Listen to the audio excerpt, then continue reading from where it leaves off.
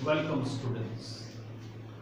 अभी तक हम पिछले 4 लेक्चर्स में मैट्रिक्स के एडिशन, सब्ट्रैक्शन, स्केलर मल्टीप्लिकेशन और इससे रिलेटेड प्रॉब्लम्स पढ़ चुके हैं।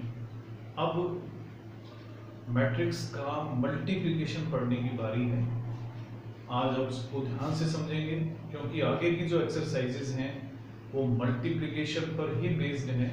तो इसलिए आज जो आपको पढ़ाया जा रहा है उसकी प्रैक्टिस बहुत ज़रूरी है आगे के सभी यूनिट्स पढ़ने के लिए।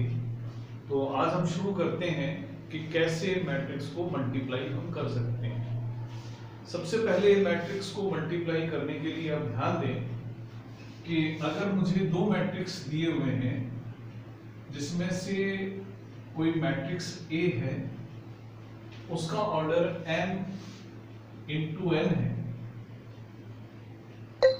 और मैट्रिक्स B का ऑर्डर n इंटू p। इसका मतलब ये हुआ कि मैट्रिक्स A में m रोज हैं और n कॉलम्स हैं और मैट्रिक्स B में n रोज है और p कॉलम्स। तो A और B का मल्टीप्लिकेशन तभी पॉसिबल हो सकता है जब पहले मैट्रिक्स के अंदर नंबर ऑफ कॉलम्स और दूसरे मैट्रिक्स का number of rose exactly same हो। अगर ये दोनों डिफरेंट होंगे तो इन मैट्रिक्स का मल्टीप्लिकेशन पॉसिबल नहीं होगा।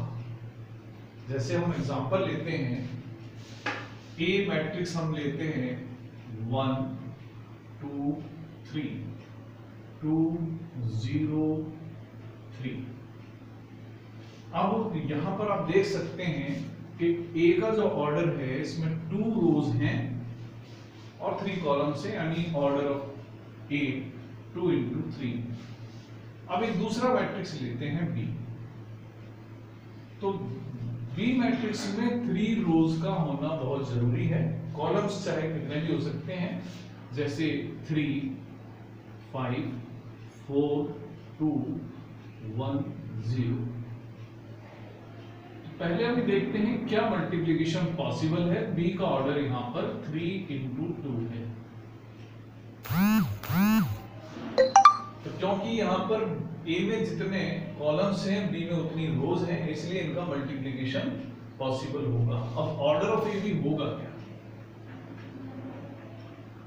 ऑर्डर ऑफ AB होगा कि A में कितनी रोज हैं और B में कितने कॉलम्स हैं, यानी 2 इंटू 2। तो आप देख सकते हैं A इंटू B में 4 एलिमेंट्स होंगे जिसमें 2 रो होंगी और 2 कॉलम होंगे। अगर मैं रफ एस्टिमेट लगाता हूं तो AB में इस तरह के 4 एलिमेंट होने चाहिए। A11 A12 A21 और A22, यानी first row first column, first row का सेकंड कॉलम, सेकंड रो का फर्स्ट कॉलम और सेकंड रो का सेकंड कॉलम। तो अब हम तैयारी करते हैं A इंटू B।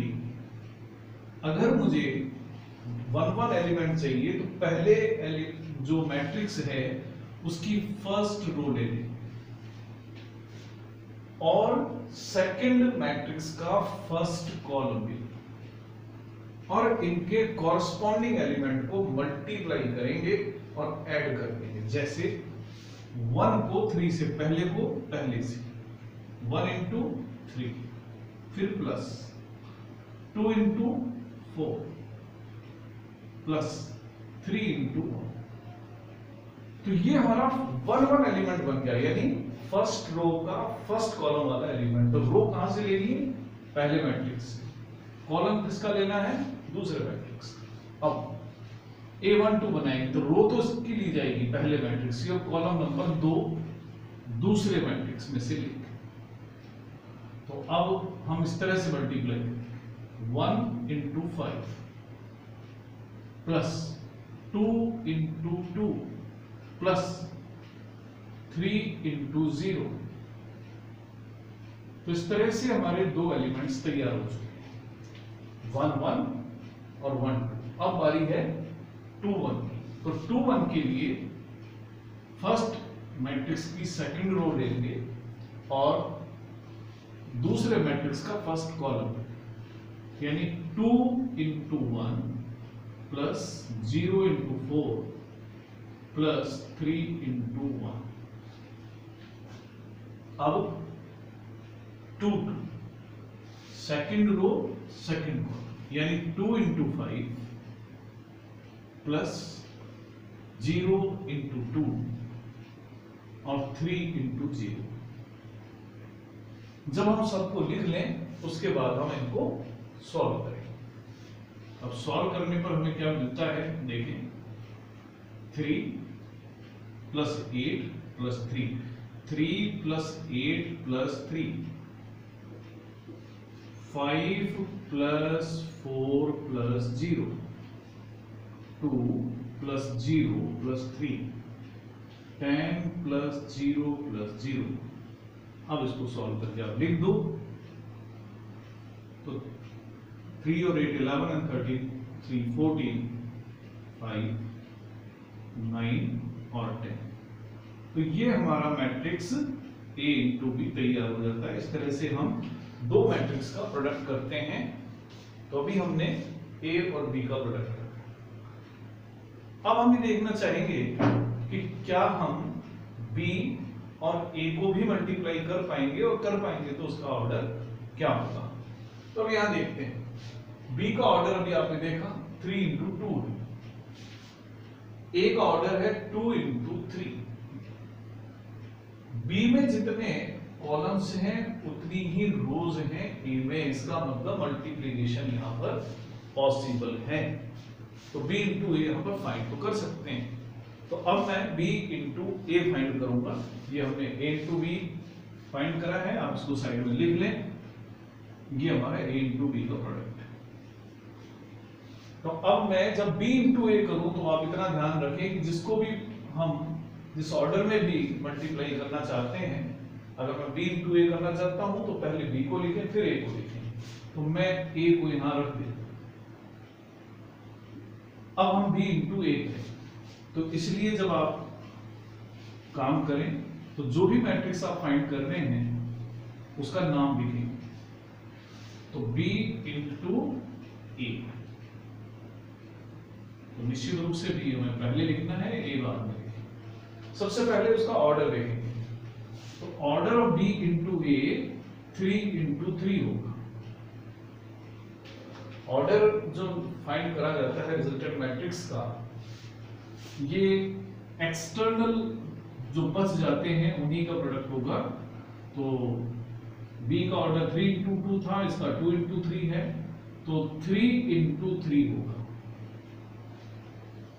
अब 3 इंटू 3 होगा तो एक बार रफ में हम देखेंगे 3 इंटू 3 का मैट्रिक्स कैसा होता है। उसमें 9 एलिमेंट होंगे, 1 1 1 2 1 3, first row first column, first row second column, first row third column, फिर 2 1 2 2 2 3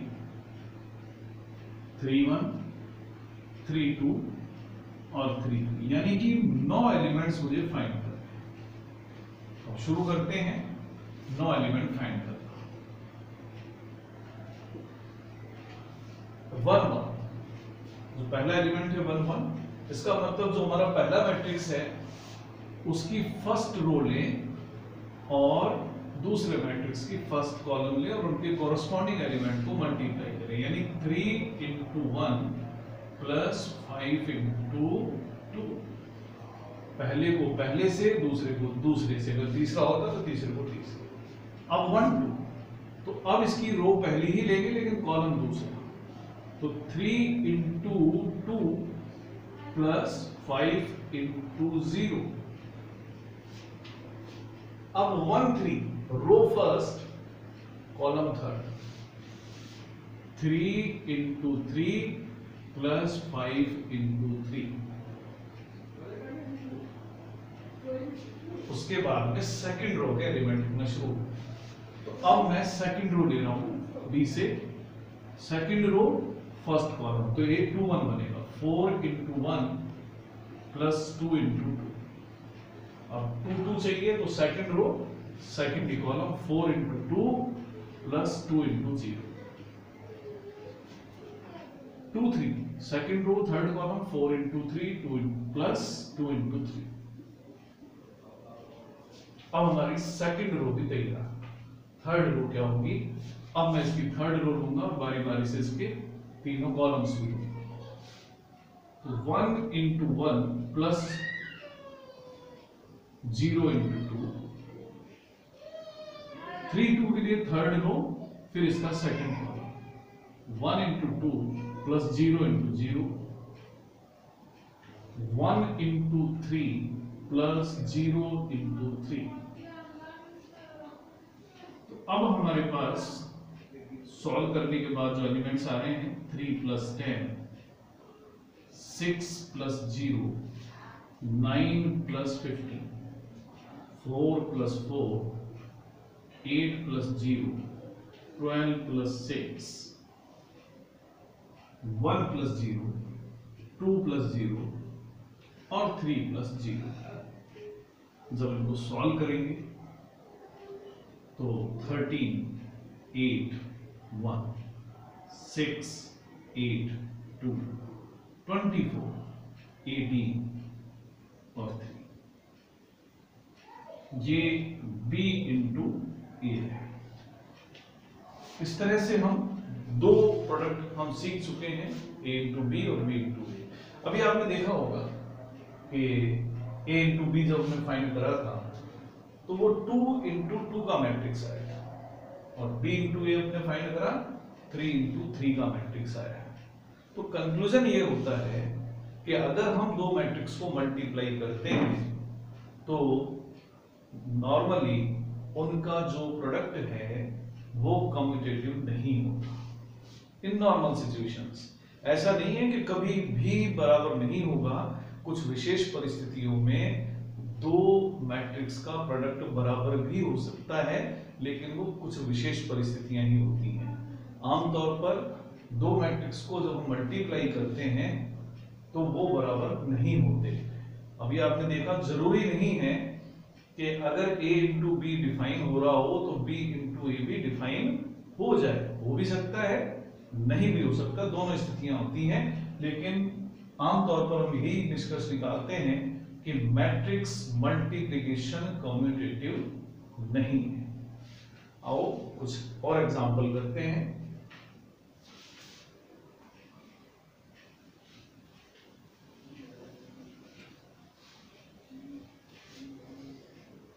आपको ध्यान होगा जब हमने शुरुआत की थी तो एक आइडेंटिटी मैट्रिक्स के बारे में पढ़ा था। उसको आइडेंटिटी मैट्रिक्स क्यों कहते हैं, उस समय हमने कहा भी था कि जब हम मल्टीप्लिकेशन पढ़ेंगे तो ये बताएंगे कि इसको आइडेंटिटी मैट्रिक्स क्यों कहते हैं। मैं एक एग्जांपल लेता हूं कि ए एक मैट्रिक्स है 4 5 6 7, सेकंड ऑर्डर का मैट्रिक्स है। मैं सेकंड ऑर्डर का ही एक आइडेंटिटी मैट्रिक्स लेता हूं, तो आप जानते हैं सेकंड ऑर्डर का आइडेंटिटी मैट्रिक्स 1 0 0 1 होता है, और मैं चाहता हूं कि ए मैट्रिक्स को आइडेंटिटी मैट्रिक्स से मल्टीप्लाई करो। तो सबसे पहले तो हमें देखना होगा कि क्या इनका मल्टीप्लिकेशन